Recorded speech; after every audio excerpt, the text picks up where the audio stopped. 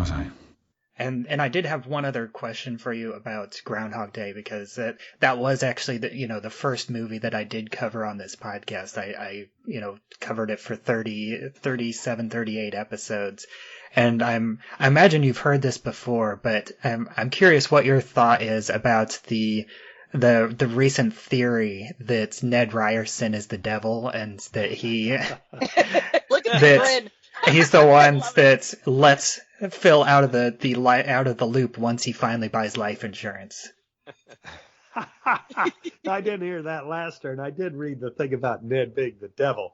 No, I think the whole thing about time and Groundhog Day comes from Harold Ramis, in that he said, when we were, it was when that space shuttle blew up. When was that? That was the one that was so tragic. I was in New Mexico. Challenger, 1986. Yeah, I was in New Mexico with Harold Ramis and Danny Rubin, who wrote Groundhog Day at the time. We were at a charity event. And I was backstage with Harold saying, well, everybody's always talking about Groundhog Day and how long it is and how many days it is and all this kind of stuff. And Harold Ramis says, oh, well, I know that. He says it's 10,000 years that Bill is trapped in time for 10,000 years. He says, because, Stephen, I'm a practicing Buddhist. And Buddhists believe that it takes 10,000 years to perfect the human soul. And that's the story of Groundhog Day, the perfection of the human soul. So the idea that Bill is trapped in whatever that is their memento construct of what they think they know is the truth. When the real truth is, it's a Buddhist story of how long it takes to perfect the human soul. And that's why Groundhog Day is such a great movie. Also because as an audience, we sense that there is a profundity to it. And it's not just a bunch of silly repetitions. So, but I don't think Ned's the devil. I don't think that at all. Oh, I love hearing that little Harold Ramis tidbit. I miss him terribly. Yeah. Oh. Great man. All right. Well, I think I'm going to pass it over to Lisa and let you ask your students' questions. Couple student questions? Yeah. Okay, so I'm trying to categorize some of them a little bit here, because some of them are Memento based, some of them are for you in general as an actor. So, you've already told us so many, but I didn't know if there were any particular really interesting or funny stories about shooting Memento, maybe something that you saw in a scene that you weren't involved in, or if you've already given us the best ones. I think I've given you the most important ones or the best ones. I think I remember the first scenes I shot were the scenes where I'm getting the psychological test. Yes.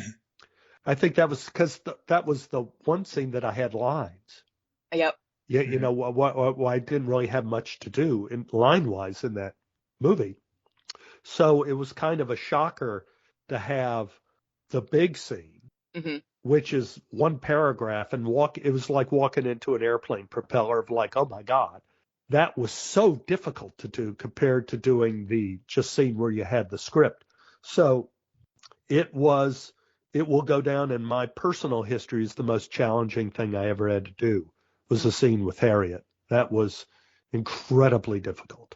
Yeah. That's an absolutely beautiful scene. How would you compare your experience of playing Sammy Jenkins in Memento as an amnesiac who really is struggling to function properly in society with other productions where you're a more aware or a respected figure?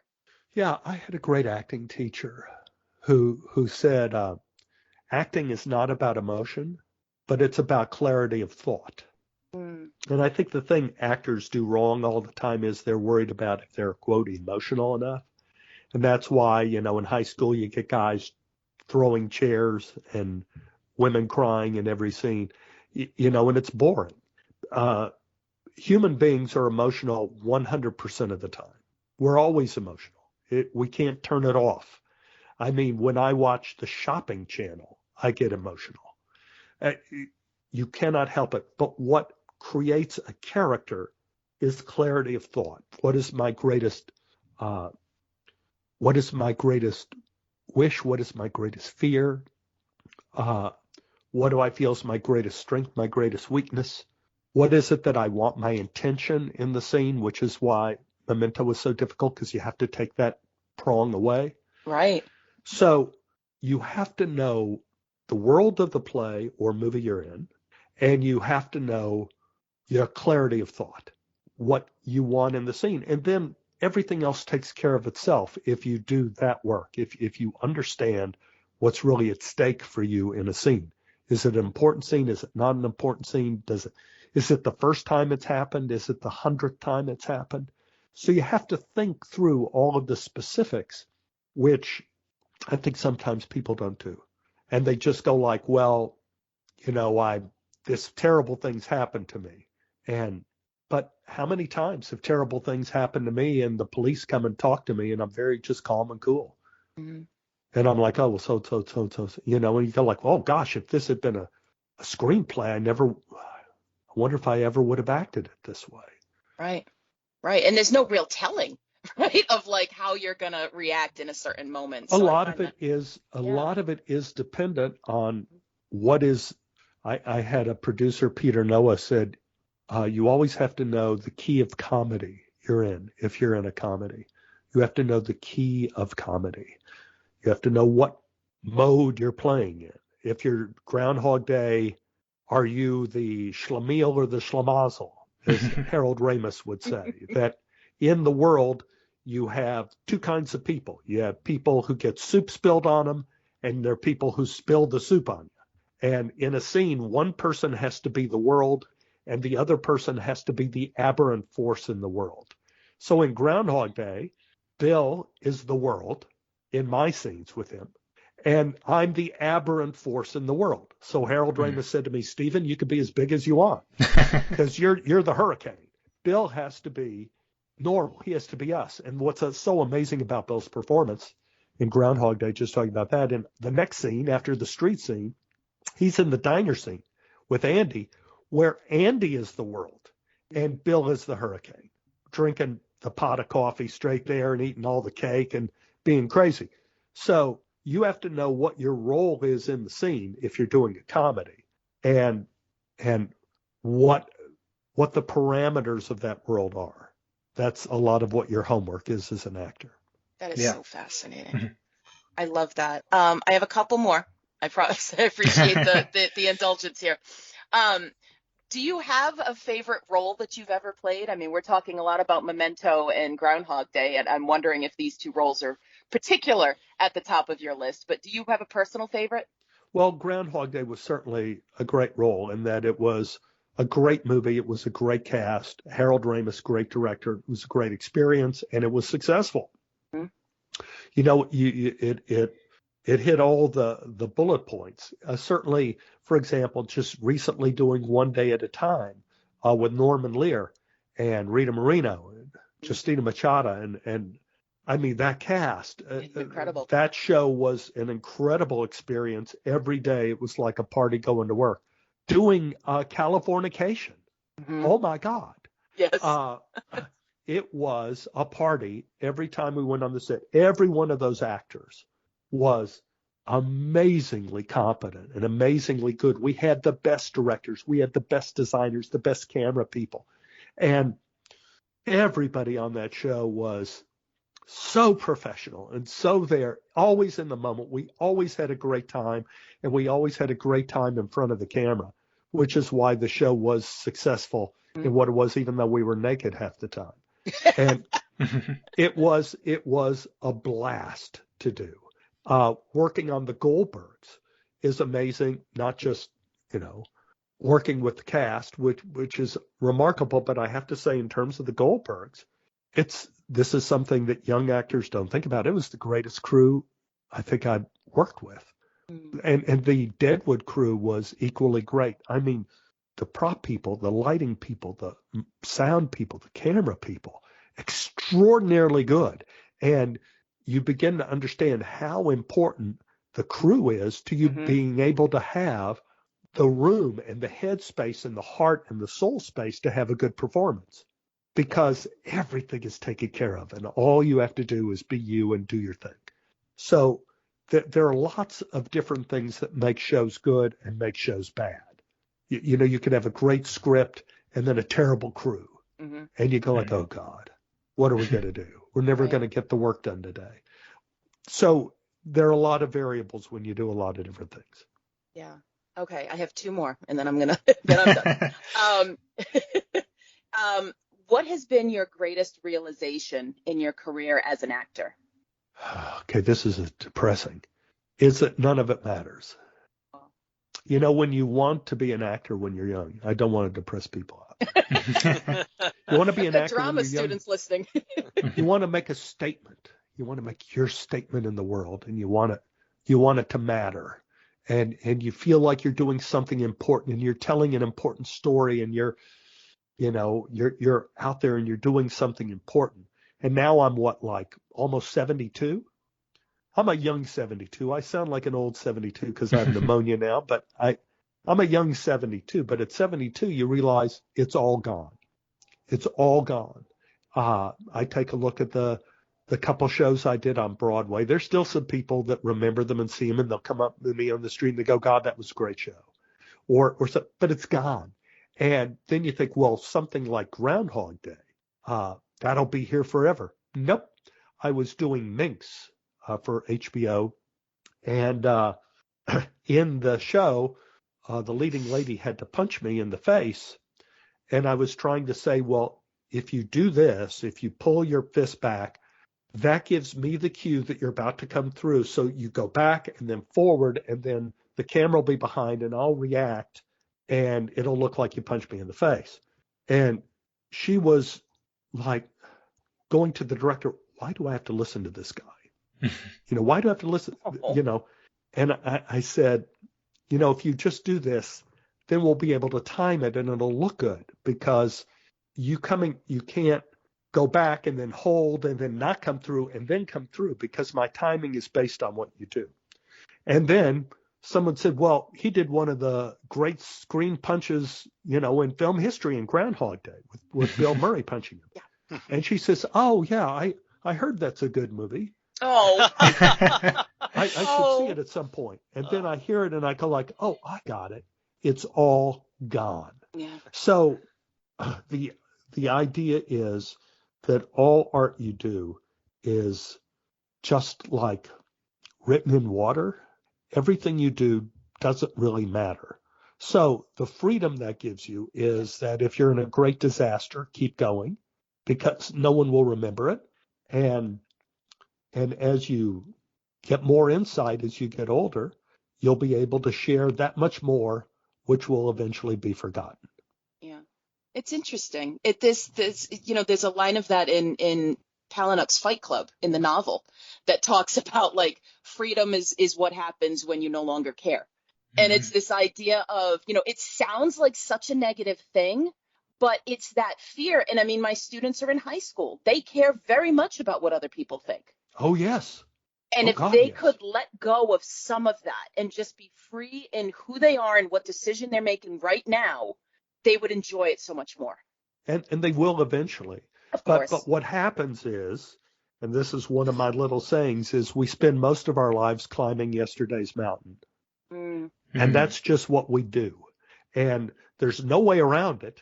It's like when I grew up in Oak Cliff, which is like 30 miles outside of Dallas, there were a lot of bullies in my neighborhood. One kid put a pitchfork through my foot. It was not a good place to be. There were some lovely people there, but there were mean people there. And I guess that's true with a lot of people. Wherever you grow up, there are going to be bullies that are going to pick on you.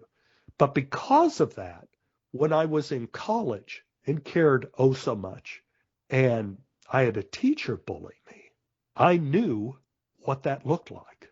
I was not surprised. And the advantage I had in the situation was my experience. And so I knew who this person was and what this person was about. And I was able to protect myself. So just the message to your students is a lot of the bad things that happen to you in high school are trivial, but at the same time, they cut deep. Yeah. But they also give you very powerful lessons that enable you to be stronger in your adulthood. I agree. All right, last one. What's next for you, Stephen? What should we see you in next?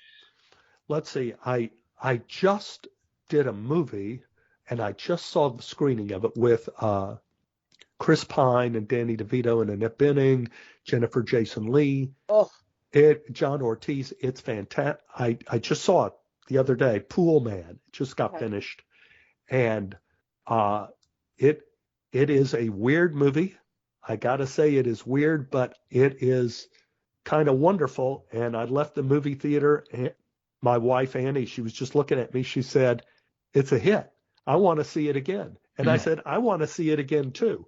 So that's coming out. That should be good. I just did a Hacks, and it was always good working with Gene.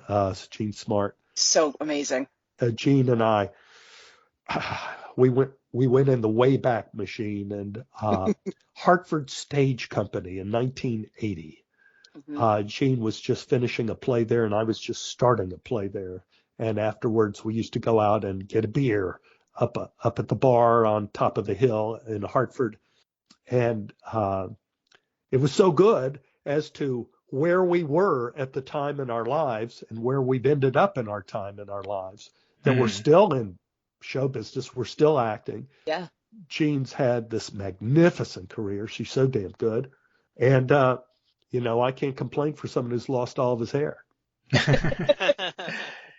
All right, well, I think Eric just has a couple quick questions for you, and then we're going to let you go and get some rest.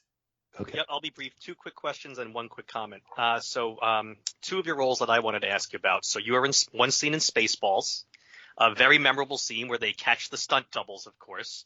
Any memories of working in that scene, working with Mel Brooks? God, yes. So I was doing a play with Bill Pullman at the time at Los Angeles Theater Center, Barabbas. And Bill was talking in the dressing room how he's going to be doing this new Mel Brooks movie. And he said Mel was going to come see the show, Barabbas, which was a brutal, amazing show directed by the head of the National Theater of Norway, Stein Vinga. I mean, it was crazy. And Bill was the lead, and I played Pontius Pilate. And at the end of the show, Mel Brooks came up to me and says, hey, there's a part in this new movie we're doing, Spaceballs, that you could be right for. Do you want to come in and audition? I go, God, yes, Mr. Brooks. Oh, God, yes. And I remember I called my mom and dad up and said, I have an audition with Mel Brooks, coming up this week, Monday, for his new movie, Spaceballs. And that was such a thing for my mother and father, because they always knew I was going to be such a failure that there's no chance that I was ever going to be successful doing these plays in Los Angeles, Barabbas, like who's going to see that? But they knew who Mel Brooks was. So I auditioned for Captain of the Guard in Mel Brooks's office. Mel said, you got the part, and what if we pay you $2,000 to do it? I was going like, oh, my God. Yes, sir. Oh, thank you, sir. Oh, my God. This is like amazing. He says, okay, so we'll shoot this scene on Monday. So I showed up on Monday, sat there all day, and the AD came to me, well, we're not going to get to you today. Come back tomorrow.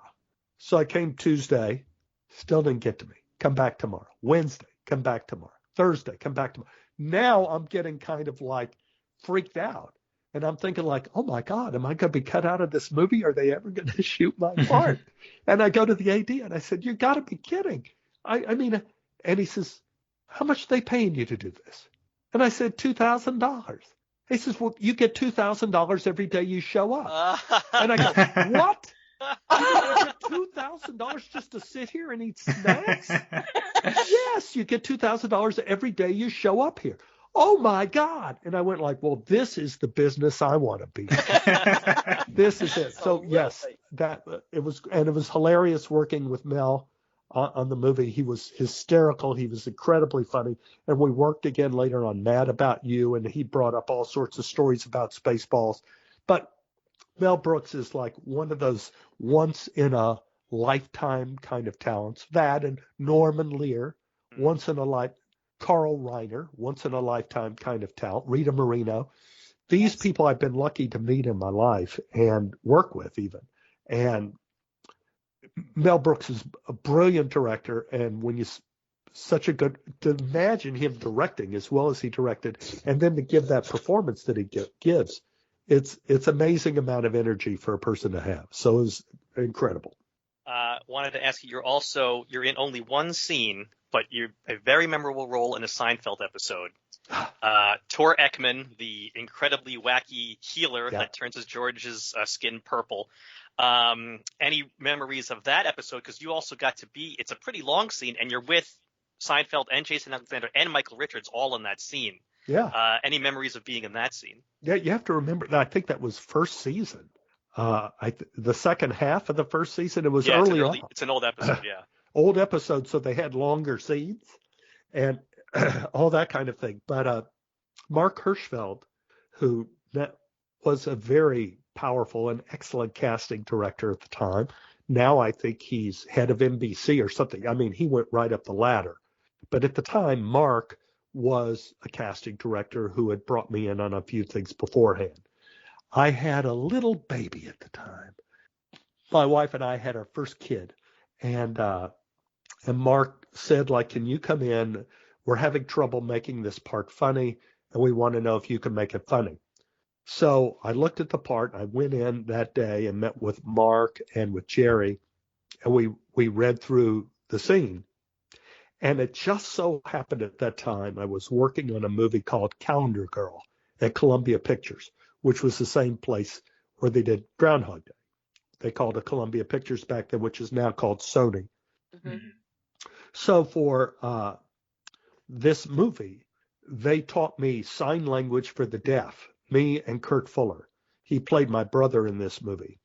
And so we were for 6 weeks, we had been given sign language because we were playing gangsters in this movie, and he was my brother. And so I had to sign to him all the things that were being said in the scene, and he would sign back to me. That was our gimmick for the movie. And Joey Pantaleone was in that movie too, as a matter of fact. And so I went in on the Seinfeld audition, and I said to Mark, I said, what if as Tor Ekman, I have signs for everything I say, signs for everything I do. And so that's when I go, I am a healer. Yep. And most people, and I started doing all these made up signs that were just kind of inspired by sign language for the deaf, which I had been learning with Kurt. And Jerry goes, yeah, that's kind of funny. Yeah, you could do that. Yeah, that'll work. Mm-hmm. So I got the part, and this is what I remember about Seinfeld. I've done a ton of sitcoms in my life. I do not remember a cast working so hard and so long on an episode. It was amazing. On shoot day, we rehearsed during the day. As I recall, we shot everything during the day before the audience came. So we rehearsed each scene and shot it. Then the audience came in. Jerry did the warm-up for the audience. Wow. Stand-up. So he jumped up, got in front of the audience, started doing stand-up, then would jump down onto the stage. We'd shot the entire show twice in front of the audience, let the audience go, and then we did pickups to something like 1:30 or 2 in the morning. Oh, my goodness. I have never seen a cast work so hard. And so with no goofing off, no nothing, everybody, Jason and Michael and Julia, everybody was in it every moment, all the time. It made an impression on me that lasted my whole life, because I've been on shows where people get kind of ticked off if they have to be there half a day, especially on shoot days. But it was like amazing amount of work they put in. That's great. The only other thing I'll say, this is a comment, you don't even have to respond, but there are certain things that people see in movies or TV shows that for some reason strike them as very funny, and you're not really even sure why. In the movie Sneakers, for some reason, I've always found it hysterical when you say passport. And I can't explain why, but just I love the way that you deliver that line, and it always cracks me up. That was one thing Phil Robinson, our director, did, and writer. Boy, what a good writer, what a good director. He also did Field of Dreams, of course, wrote and directed that. Yes. But for My Voice is My Passport, Verify Me. Mm-hmm.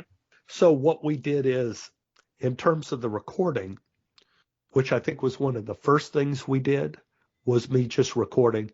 I did my voice is my passport, verify me. My voice is my passport, verify me. My voice is my passport. And I did a whole bunch of different versions. Then I think we did the bad Leroy Brown scene. Right. With me and Mary. Great and scene. So I had already done all those passport, so I already had basically rehearsed that scene by doing all of the recordings of Passport before. And so I always think like Sigmund Freud, in his book, Jokes in Their Relation to the Unconscious, said the essence of comedy is making the meaningful meaningless or making the meaningless meaningful. So I thought that was a perfect example of, there's this one word I want you to say for me. And I'm thinking it's going to be naughty. Negligee. Negligee. So that it's going to be some R or X-rated word that she wants me to say to her because I'm expecting a hot date. And when it's passport, it's like, passport? Thank you. I love it. But I knew I had already recorded that as one of my choices in the tape. So anyway, that was a great experience working with those people. My God. Oh, my God. What a great cast. Amazing. Definitely. The funniest experience I had in Sneakers, besides listening to Ben Kingsley's stories in the makeup trailer, which is like, oh, my gosh, amazing. I can't even imagine. Him on the road doing Shakespeare as a kid. It's just amazing theater stories, hilarious stories.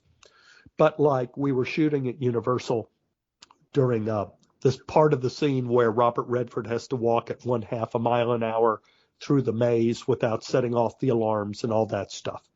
And it's also where James Earl Jones comes running into the scene. So James was on the set at the time. Robert was there. And the tour bus for Universal, if you've ever been at the Universal Studios, that tour bus goes all the time, everywhere. Mm-hmm. And if you're working there on the lot, people are always there with their phones taking pictures of you. They don't know who you are, but they know you have a script in your hand, so you have to be some sort of actor. So the tour bus is going through where the drivers have a patter. Over here is the shark, Bruce, the shark from Jaws. Over there is the bicycle from E.T. Oh, over here is and they're driving through seeing all their points of interest, and it's all memorized, what they have. So we are called to the set.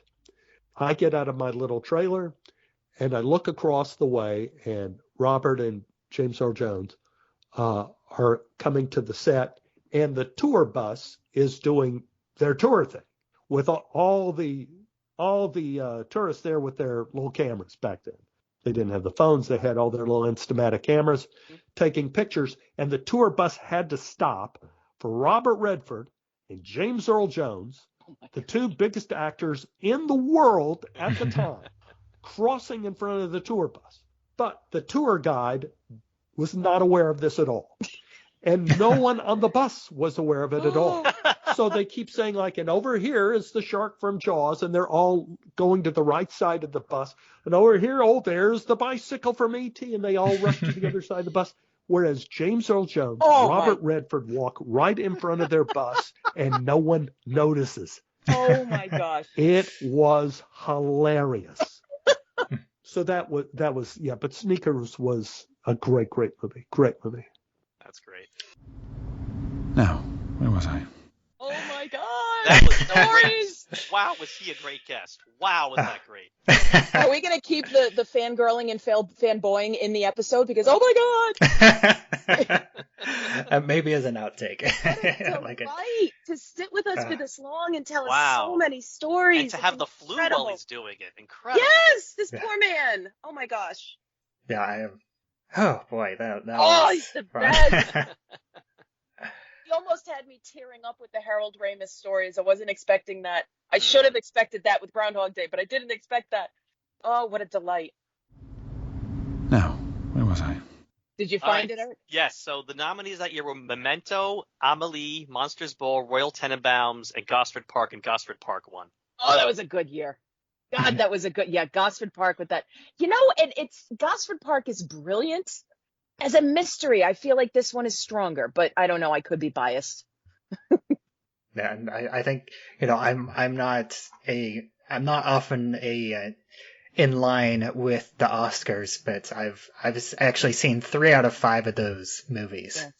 which I think is a big number for me compared to my normal percentage for, Oscar nominated movies. That was the first year I really started paying attention hard, because I made sure I saw all of the Best Picture nominees. So that was the year of In the Bedroom and Gosford Park then. And I'm trying to remember what the others were, but I made sure, because normally I wouldn't have seen In the Bedroom or Gosford Park. Like, those would have been movies I passed over. And so when I started paying attention, that was it. So 23 years ago, I started paying attention to the Oscars. And of those 3 that I've seen, I actually still own all 3 of them. Amelie, this one, and Royal Tenenbaums. I've never seen Amelie. I should probably fix that. It's fantastic, but I probably haven't seen it myself in 20 years, Yeah. but I do love it. Well, I'll reveal this, and I know this is going to get me ripped to shreds by Never. fans, but of those 5, the only one I've seen in full is Memento, and the reason why is the only other one I saw in part was the Royal Tenenbaums, because my wife and I started watching it, and about 20 minutes in, we both hated it and turned it off. And I know that that's going to get me skewed a lot by movie fans, but just something about it, we did not like it, and we stopped it. That's okay. Everybody's got different tastes. It's what makes podcasting fun.